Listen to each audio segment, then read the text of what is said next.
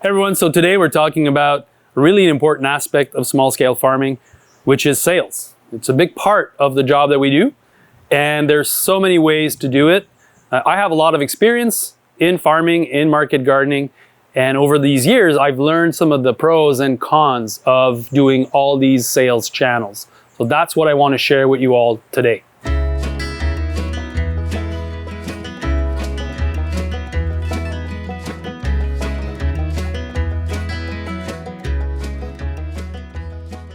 Okay, so we'll obviously talk about farmers market, CSA, but I want to start with something kind of different.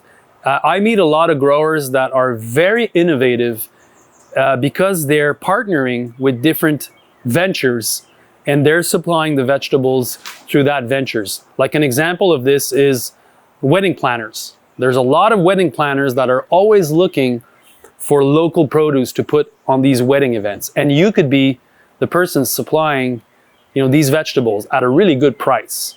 That's one example. There's a lot of those kind of things out there, offices space, where they want to partner with a local farm because they want to offer a CSA through their member. That for me is a really clever way to get somewhere because you have probably one person organizing all of this and you have all the customer base that's laid out.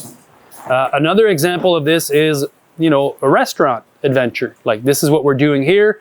We're partnering with a restaurant. It's my restaurant, but we're still partnering with it, and we're supplying the restaurant, every day with what it needs to operate. And I could see a farm connecting directly with a restaurant and creating this really tight relationship that's not just like client and customer. It could be something even deeper than that. So I think there's a lot of room there for growth, and it requires to use imagination, but if you look out there, there's a lot of really clever growers that are finding innovative ways to sell their vegetables.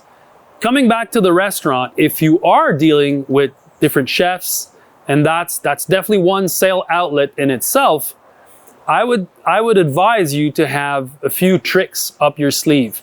First one is that when you're dealing with chefs, it's really nice because you get a lot of recognition. You might be on the menu, you should be on the menu. And that's really cool to connect with that community, but you should be paid in at least 2 weeks notice. When you start being paid more than 2 weeks, it could become problematic down the road. So you're better to establish right away that you need to be paid, every second week, 2 weeks after the invoice. And the best way to systemize working with different restaurants and different chefs is to offer a fresh sheet, let's say on Monday morning. So you'll be offering a fresh sheet to all the chefs that you work with, and then they'll send you what they want from your fresh sheet. And then that's going to create a list, and that's what you harvest.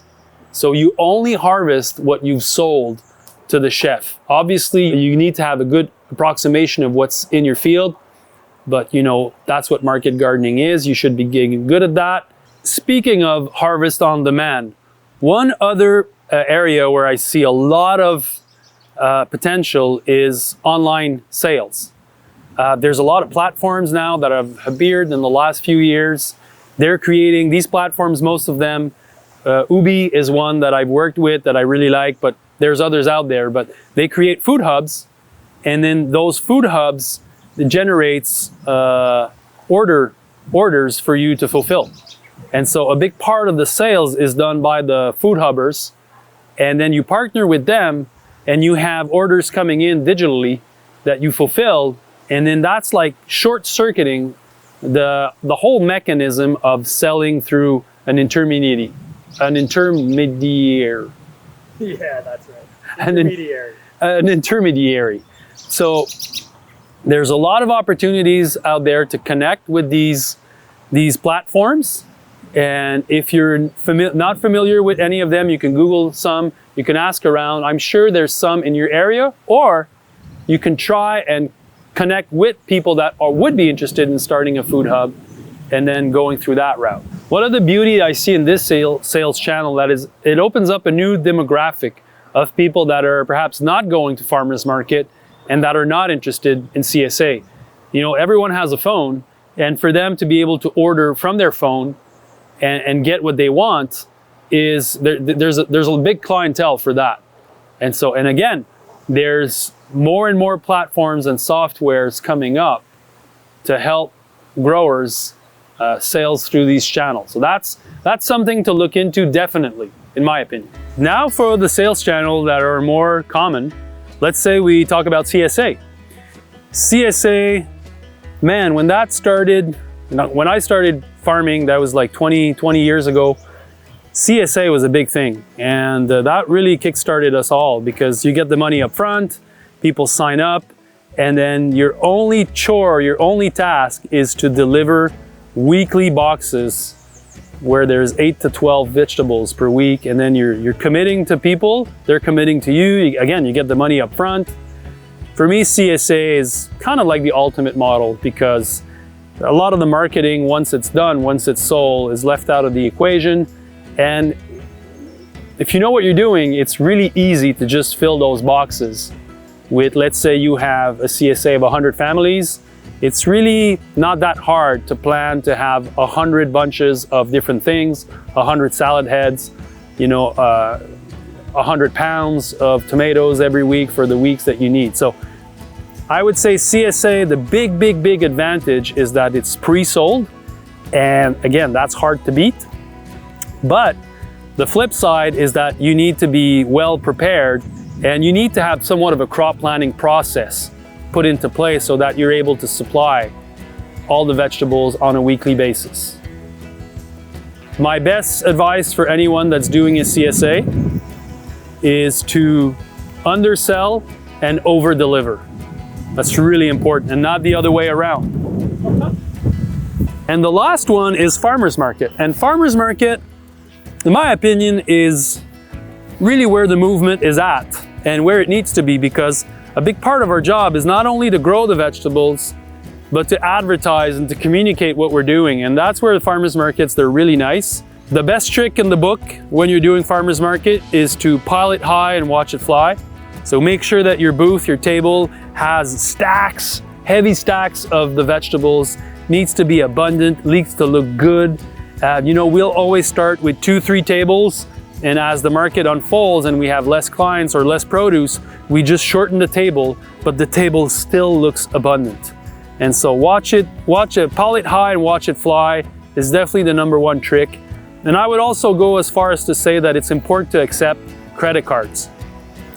At the Market Gardener Institute, we did some studies about this. You make more money if you accept cards, so make sure that you have a POS system. Cash is always good, don't get me wrong, but a lot of people now, they'll pay with their cards. And so make sure you have that going. And the beauty of farmers market is that you bring what you have. Just always be mindful that the image that you project at farmers market is really important. So make sure that you guys look good. Make sure that you're able to remember people's name when you are at farmers market. That makes a huge difference. And always, another good trick that I can give you is remember the 80-20 rule, which really applies when you're at farmers market, which is 20% of your clients will make about 80% of your sales. These are the clients that buy a lot from you every week.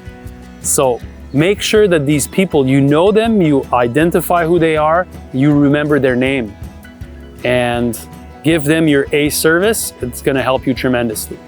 So these are all tricks. Obviously, there would be a lot more to say, but this discussion is interesting. I'd love to hear your comments about this. If you want to know all my top secrets about how to kill it at farmers market, you can watch this video. I'll see you next time. Jay, I'm out.